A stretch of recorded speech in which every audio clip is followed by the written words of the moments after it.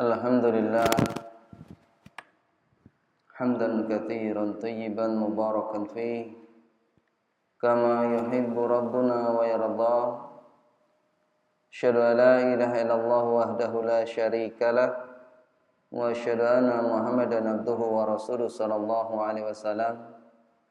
Wa sallallahu ala nabiyyina Muhammadin wa ala alihi wa man tabi'ahum bi ihsanin ila yaumiddin. Amma ba'd. Bapak Ibu, adik-adik jamaah rahmatullah, alhamdulillah monggo kita tansah mujahaken raos syukur wonten ngarsanipun Allah ingkang sampun paring dumateng kula lan panjenengan sami nikmat ingkang kathah, nikmat ingkang ageng sehingga ngantos wekdal menika kita sami pinaringan kesarasan sami ngraosaken nikmatipun Islam, iman, lan ugi bersyukur kepada Allah kanthi akidah ingkang sampun dipun paringaken dumateng kula panjenengan sami menika akidah Ahlussunnah wal Jamaah. Kanthi syukur dumateng Allah, mugi-mugi Allah nambah nikmat ingkang sampun kita tampi. Amin Allahumma amin. Kita lajengaken waosan kitab ingkang dipun tulis Syekh Abdul Aziz bin Nasir Al-Musainid teng pundi piyambakipun nulis menika 221 kesalahan dalam salat beserta koreksinya ingkang dipun paringi komentar kalih Syekh Abdullah Al-Jibrin. Terbudi samenika kita dumugi kesalahan ingkang nomor 8 ya menika sebagian orang yang sholat ada yang menuju ke tembok atau tiang untuk sholat di sebelahnya untuk kemudian duduk sambil bersandar kepadanya hingga ditegakkan sholat. Meskipun tembok atau tiang tersebut berada jauh dari shaf yang pertama, padahal orang yang bersandar itu sudah datang sejak awal waktu sholat. Yang benar menika dianjurkan orang yang datang di awal waktu sholat agar maju ke shaf yang pertama dan berada di depan atau di dekat imam, terutama orang-orang yang sudah baligh. Dan tidak masalah bagi anak-anak yang sudah tamyiz. Ini pun bentenaken mana yang baik, mana yang buruk.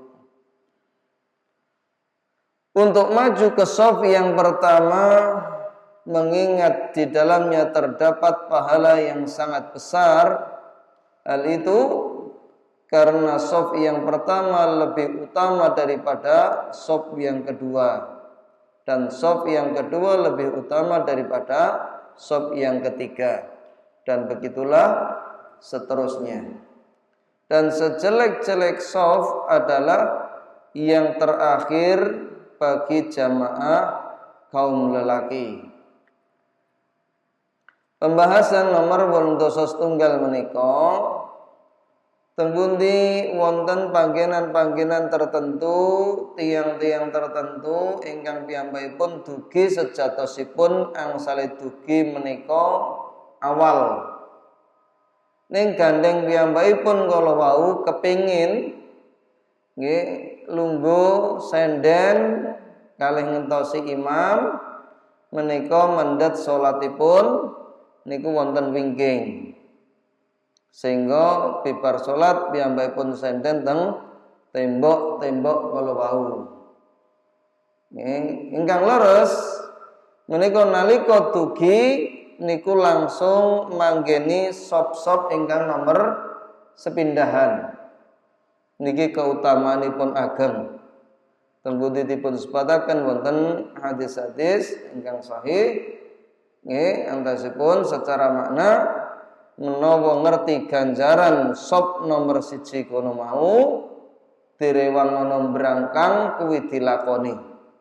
Direwangono diundi niku dipun lampahi agengipun sop nomor sepindah atau setunggal. Niki netaken bilih tiang-tiang menawi dugi wonten masjid menika supados manggeni sop ingkang nomor sepindah riyin. Nggih niki napa salah setunggalipun adab-adab ingkang kedah dipun lampahi nalika kita mlebet wonten masjid.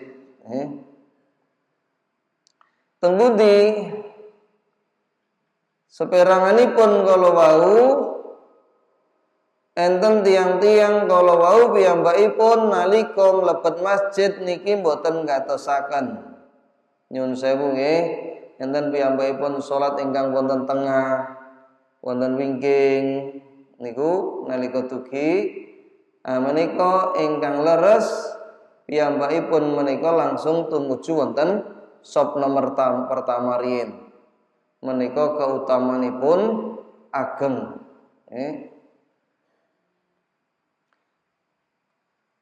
Dipun sebataken wonten setunggalipun hadis.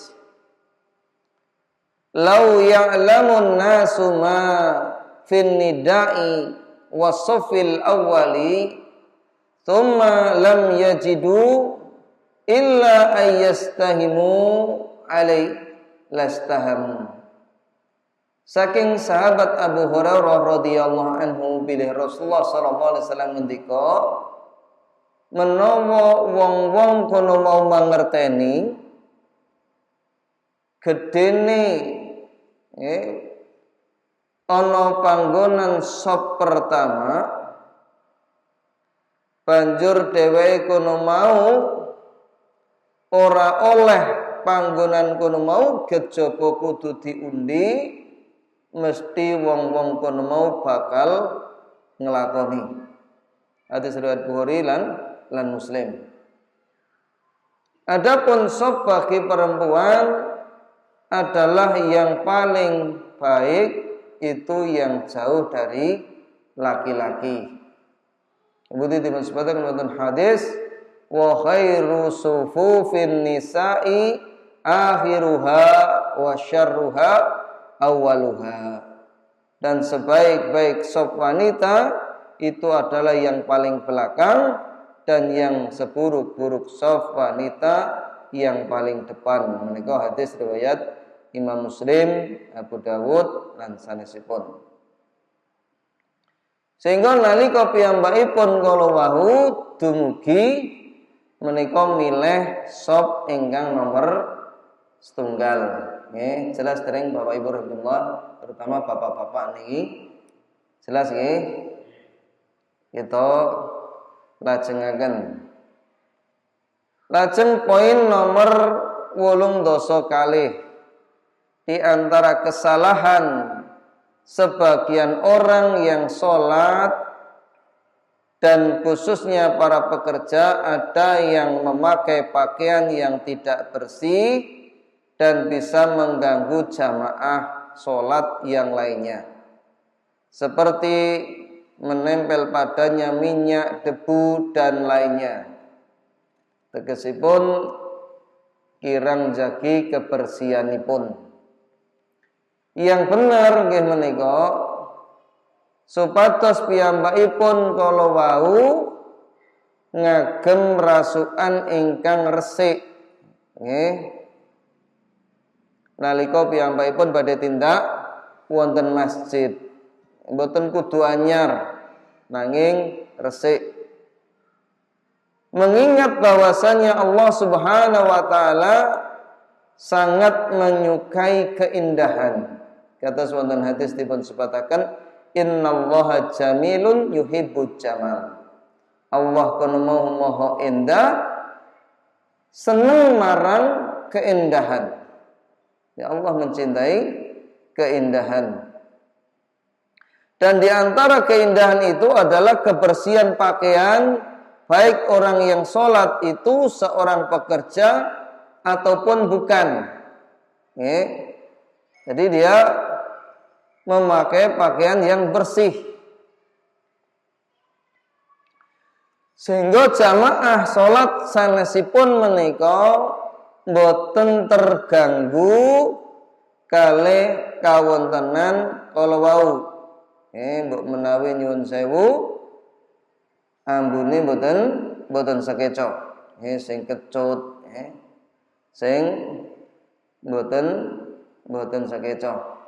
Niku pentingipun kita mawi rasukan ingkang sae utawi ingkang resik. Jika orang yang sholat itu seorang pekerja, maka sebaiknya dia memakai pakaian yang khusus untuk bekerja dan pakaian yang khusus untuk sholat.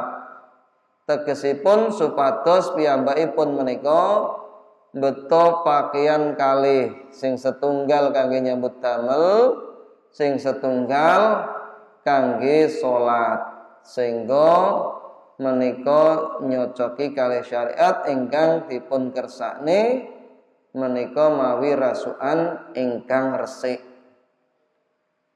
Terbukti setiap muslim, seorang muslim kedahipun ngatosaken penampilan, terutama nalika ndugeni masjid. Nggih, cobi kita saged mbayangke nalika wonten bupati niku ngundang jenengan, nggih Pak, mangke dinten menika tanggal niki kapurih sowan wonten kabupaten. Badhe panggih kalih Pak Bupati. Pripun, Pak? Sak-sake napa pilih-pilih? Pilih-pilih, nggih to. Mawi rasukan ya sing pantes, patut nggih. Nek perlu gadah minyak ya disemproti kan ngoten. Maka Allah Subhanahu wa taala itu lebih utama, lebih tinggi kedudukannya dibandingkan sekedar bupati. Presiden sekalipun itu Allah lebih utama. Oleh karena itu Allah Subhanahu wa taala berfirman, "Ya bani Adam hudu zinatakum inda kulli masjidin wa kulu washrabu wa la tusrifu innahu la yuhibbul musrifin." Anak-anak Adam, nganggo kelambimu sing indah saben-saben mlebu ana masjid. Mangan lan ngombe aja ngluwi wates, satemene Allah ora demen marang wong sing berlebih-lebihan. Wonten surat Al-A'raf ayat 7 surat nomor 7 ayat 3:1. Lajeng menawi wonten tiyang kalawa ingkang sanjang sing diitung ki atine ora klambine umpamane, maka piyambakipun kala wau kanthi dalil innallaha la yanzuru ila suwarikum wa amwalikum walakinna yanzuru ila qulubikum wa a'malikum. Satemene Allah kuwi ora nyawang rupa-rupa sira, nggih bondo-bondo sira, nanging Allah kuwi nyawang ati-ati sira lan amal sira. Dan hadis riwayat Imam Muslim. Hadis menika mboten ateges nilaraken rasukan. Rasukan termasuk nek tiyang sedherek nggih jilbab. Ora jilbabono angger atine apik iki ya sapek. Arti itu kerubutono nek atine elek ya letek. Dosa kan ngeten niku. Ucapan niki sekilas niku kados leres ning mboten leres. Mboten leres. Dadi umpami manah kala wau ingkang dipun etang Allah sanesipun mirsani manah, nggih innallaha la yanzuru ila suwarikum, Allah ki ora nyawang praupan-praupanmu wa amwalikum bondo-bondomu, walakin yanzuru ila qulubikum, nanging Allah nyawang ati-atimu wa a'malikum lan uga amalmu. Lah klambi menika klebet amal. Nggih. Salat nggih menika klebet amal. Ora salat anggar kelakuane apik lah ya wis. Niku. Maka tidak dihitung baik atau belum bisa dihitung baik. Ini termasuk mawi rasukan kalau wau. Oleh karena itu hendaknya seorang muslim memakai pakaian yang rapi, berpakaian yang baik, bersih, tidak mengganggu jamaah yang lain atau di belakangnya dengan pakaian-pakaian yang kotor tersebut, terlebih menika sampun ngedalaken bau, atau bergambar. Niku nggih prayoginipun dipun tilaraken. Bar piknik kembali tuku kaos gambare buta melet. Tigo mangkat nang masjid. Kira-kira sing nang burine kala pripun? Ya bener, asal salat niku kon dingkluk, aning napa sedanten tiyang kala purun dingkluk terus. Merti kala-kalane ya ndangak sithik buta melet iki. Akhirnya napa mengganggu kekhusyukan sanesipun. Bahkan kalau bisa untuk tidak meletakkan merek sarung itu di belakang bawah, nek saged kayak nginggil. Pun apa dereng niki? Pun. Jadi seperti itu. Lah engko nek wong nyawang iku lho cek disawang sarunge Watimor. Atlas, gajah duduk. Jadi diwaca karo salat. Ini kita harus antisipasi. Diangkat di atas. Menika penting saestu supados jamaah wingking kita niki saged kusuk. Adapun wanita apabila hendak ke masjid, hendaknya memperhatikan pakaiannya juga agar tetap menutup aurat. Di antaranya ingkang dipun sebataken ulama sepindah niku pakaiane kedah longgar, ibu-ibu. Jelas mboten, Bu? Nomor kali mboten angsal transparan. Transparan niku ngertos napa mboten? Sisan leh genahke. Semerawong niku basa kerene. Lajeng nomor 3 niku panjang, tidak kependekan. Rakok kelambine anake dinggo. Yang keempat, tidak memakai pakaian yang menyerupai lawan jenis. Yang kelima, tidak banyak corak sehingga bisa menarik perhatian laki-laki. Al-Lajnah Daimah anggota Dewan Fatwa menika nalika dipun tangleti, bolehkah wanita menggunakan busana yang bercorak-corak? Mereka menjawab, tidak dibolehkan wanita menggunakan busana yang bercorak yang bisa membuat mata laki-laki menika tertarik. Karena busana demikian diantaranya yang bisa membuat laki-laki menika tergoda dan terfitnah. Terkadang menjadikan seorang wanita menika dilanggar kehormatannya. Tegesipun kanthi sebab beraneka macam corak menika ndadosaken kathahipun kriminal. Kemudian yang keenam, kalau wanita menika tidak bersama-sama dengan orang yang bukan mahramnya. Niku sebab mengke dados ugi fitnah, baik berangkat ataupun pulang. Napa melih nek teng sanes panggenan wis ngerti bojone sing lanang pelayaran umpamane. Kuwi angger mangkat nang masjid dibarengi mulih, dibarengi meneh mangkat, dibarengi meneh mulih, dibarengi meneh suwe-suwe cedhak. Ini akan dapat menimbulkan fitnah. Yang ketujuh, tidak memakai pakaian syuhrah, ketenaran. Yang kedelapan, tidak membuka aurat ketika berangkat dan ketika pulang. Menika pinaka tambahan nggih. Kita lajengaken Bapak Ibu rahimakumullah. Kemudian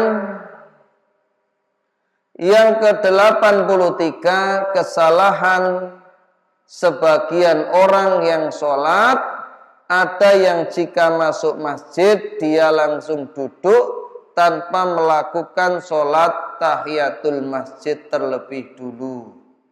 Iki nggih wonten.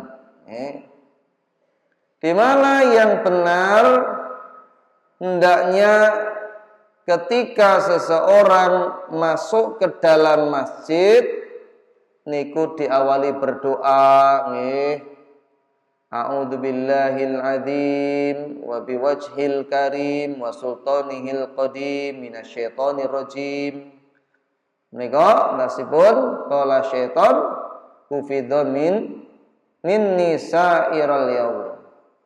Wa riwayat sanes Allahumma aftahli abwaaba rahmatik. Itu boleh nih. Ya Allah, bukakanlah untukku semua pintu rahmatmu. Menika hadis riwayat Imam Muslim, Dawud dan Buki Ahmad. Salajengipun supados piyambakipun kala wau maju wonten shop kala wau, lajeng saderengipun lenggah prayoginipun salat 2 rakaat. Nggih, ning niki mboten wajib nggih. Idza dakhala ahadukumul masjid fala yajlisu hatta yusolli rak'ataini. Nek kowe kono mau mlebu ana masjid utawa salah sawijining sira, aja lungguh dhisik nganti dheweke salat 2 rakaat. Nggih niki naminipun dipun wastani para ulama salat at-tahiyatul masjid. Nggih. Akeh mentoki salate iki kok salat, kok krungu adzan meneh salat meneh. Kok salat bareng imam, bar salat meneh salat meneh. Halah, kesel aku. Umpami piyambakipun boten salat boten menapa. Nggih niki namung salat-salat tambahan sunnah. Terus poin yang ke-83 ini yang benar, seorang muslim jika masuk masjid hendaknya dia langsung duduk, tidak langsung duduk hingga melakukan sholat 2 rakaat. Mengingat hukumnya sunnah muakkadah, sunnah yang ditekankan. Dan terlebih lagi jika orang yang masuk itu dalam keadaan suci. Ini pun sholat kalau wau. Kemudian poin yang ke-84, kesalahan yang dilakukan yaitu tergesa-gesa melaksanakan sholat dan mematuk ketika bersujud seperti patukan burung gagak. Baik itu dalam sholat sunnah maupun sholat fardu. Khususnya fenomena yang bisa dilihat yaitu sebagian orang yang sholat sewaktu ketinggalan rakaat dari imam, maka mereka pun menyempurnakan sholat secara tergesa-gesa. Yang benar, wajib bagi orang yang sholat untuk pelan-pelan dalam sholatnya dan memikirkan apa yang diucapkan dan bertumakninah di dalamnya. Karena tumakninah dianggap oleh sekumpulan ulama sebagai rukun di dalam sholat. Hendaknya dia tumakninah. Jadi umpami piyambakipun sholat keri atau sholat sendiri itu jangan terburu-buru.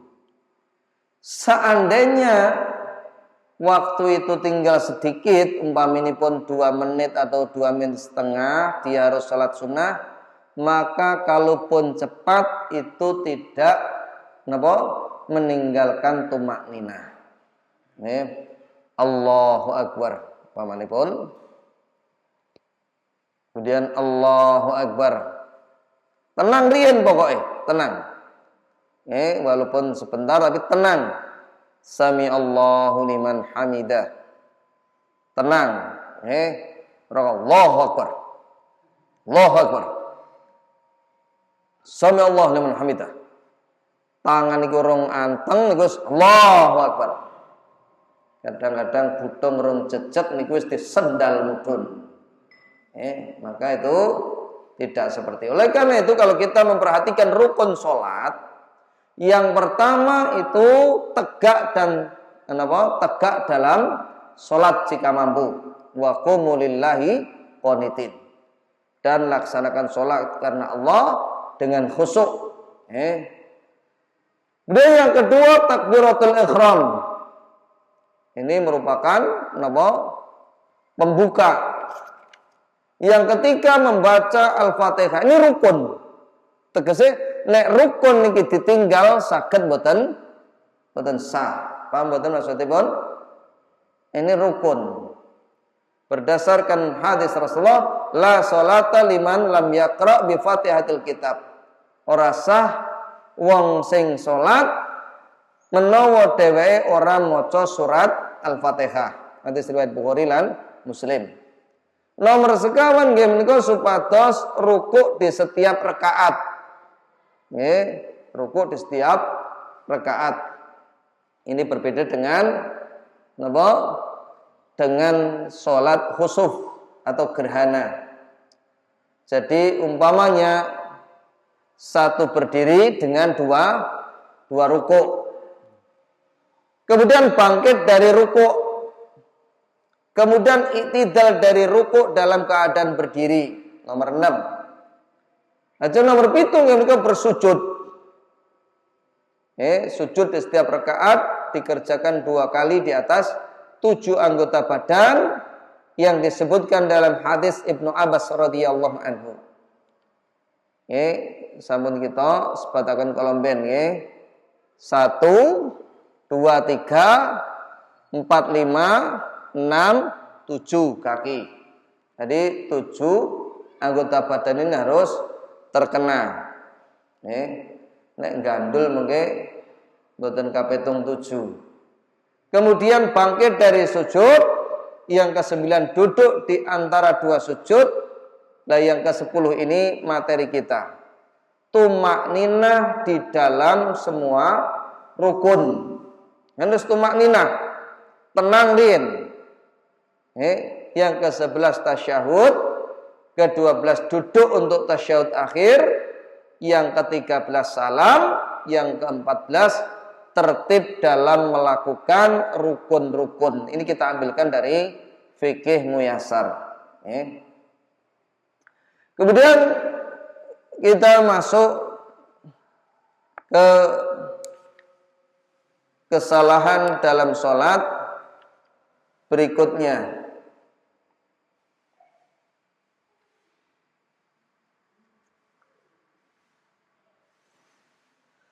Yang ke-85 yaitu di antara kesalahan orang-orang yaitu meninggalkan sunnah rawatib atau tidak memeliharanya.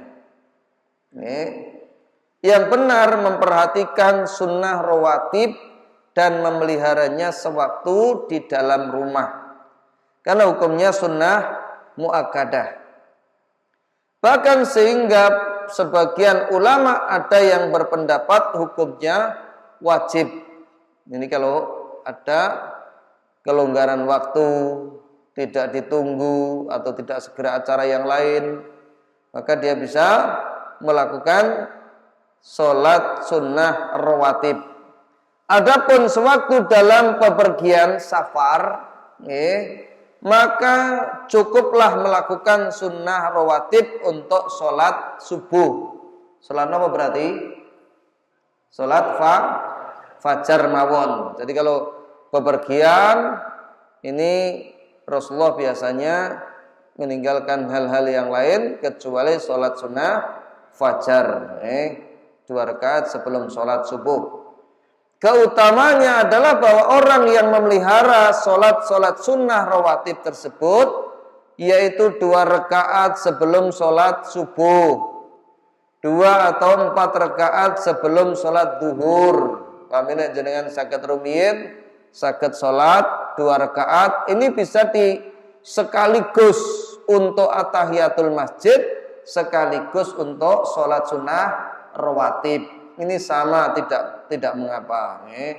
Kemudian 2 rakaat setelah sholat duhur, 2 rakaat setelah sholat maghrib, dan 2 rakaat setelah sholat isya. Maka Allah akan membangunkan untuknya rumah di dalam surga. Ini keutamaan itu sholat rawatib. Kemudian poin yang ke-86, yaitu kesalahan-kesalahan. Di antara kesalahan yaitu pergi dari masjid sehabis sholat asar tanpa ada hajat atau keperluan yang mendorong. Hal itu sewaktu imam memulai membaca satu bab dari bab-bab ilmu, atau di tengah-tengah membacanya, atau sewaktu mendengarkan nasihat baik mauidhah atau di tengah-tengah mendengarkannya. Ya, dadi umpaminipun salah setunggalipun masjid menika bibar salat asar ngawontenaken pengaosan, niku menawi piyambakipun longgar boten gadah pambengan supados piyambakipun nderek. Mula teng mriki ingkang leres, hendaknya jamaah sholat yang tidak punya keperluan atau hajat untuk keluar masjid tetap berada dalam masjid dan memanfaatkan hal itu, ikhlas meniatkan karena Allah untuk mendengarkan kebaikan yang teraplikasi dalam ilmu syar'i demi memahami agama Allah.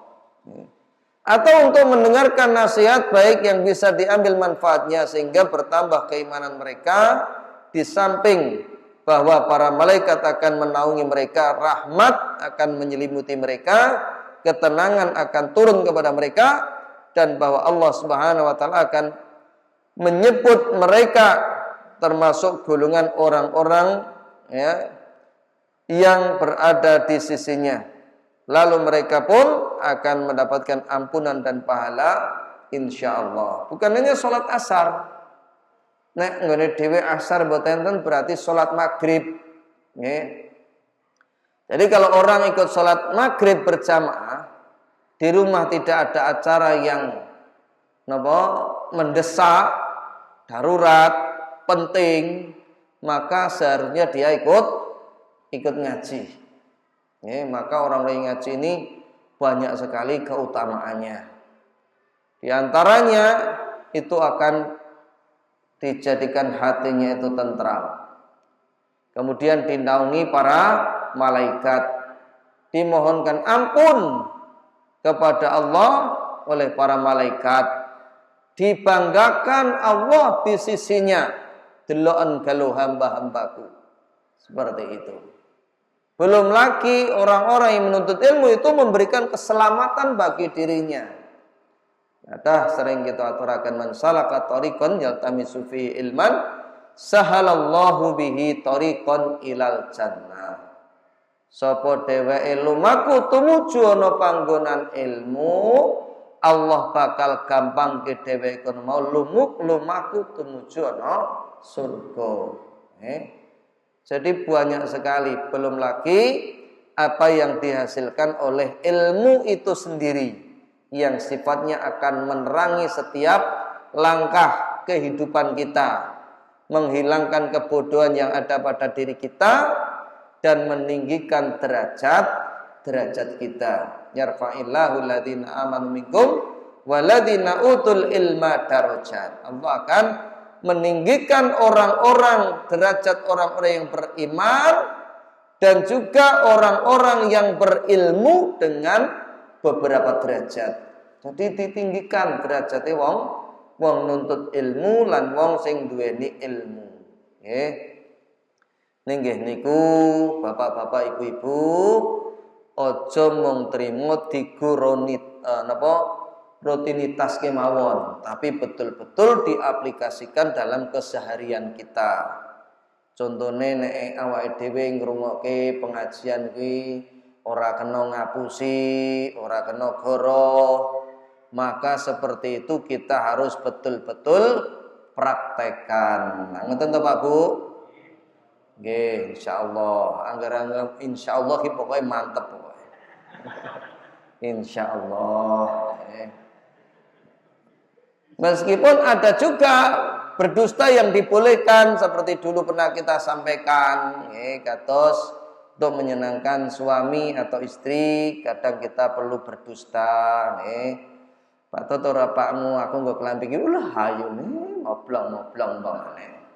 Maka itu enggak apa-apa, boleh. Teko ingun lah. Ade tak sawang dek kaya limbuk, wah. Seminggu mengkurep. Maka tidak seperti itu. Ada kalanya kita berbohong untuk istri itu boleh, dianjurkan. Kadang-kadang itu betul-betul dianjurkan. Mula bapak-bapak meniku sing rada pinter sekedhik, Pak. Ya rada ngelem-ngelem bojone, nggih. Itu penting. Orang perempuan itu butuh untuk sedikit disanjung. Niku kula sanjang kene Pak niku. Niki termasuk resep lho niki jane. Resep rahasia rumah tangga. Ora koe sing kon jujur ngapusi, sing oleh ngapusi jujur. Wah, niki bisa berantakan Maka seperti itu harus diaplikasikan. Pun dugi telas. Poin yang ke-87, sebagian orang-orang ada yang membawa makanan ke masjid untuk dimakan. Lalu akibatnya muncul bau yang bisa mengganggu jamaah sholat lainnya. Di samping juga kotoran yang menempel pada sajadah dan yang sejenisnya. Wah, ini masuk pembahasan. Ini belum final, masih ada penjelasannya. Yang benar, jika kebutuhan mendorong untuk membawa makanan ke masjid, maka dalam hal itu hendaknya dia memperhatikan dan memelihara kebersihan. Dan diantaranya adalah ransum, makanan dan sejenisnya, maka sebaiknya dia tidak membawa makanan yang berbau tidak sedap, seperti bawang putih, bawang merah, dan yang lainnya, atau makanan itu mengandung banyak lemak yang bisa menyebabkan kotornya sajadah masjid atau lainnya. Jadi kalau kita melihat pada adab-adab ketika masuk di masjid, maka hendaknya salah satunya itu tidak memakan makanan-makanan yang berbau. Itu dihindari. Seperti apa? Seperti bawang merah, bawang putih, demikian pula jengkol, pete. Ini masuk dalam pembahasan.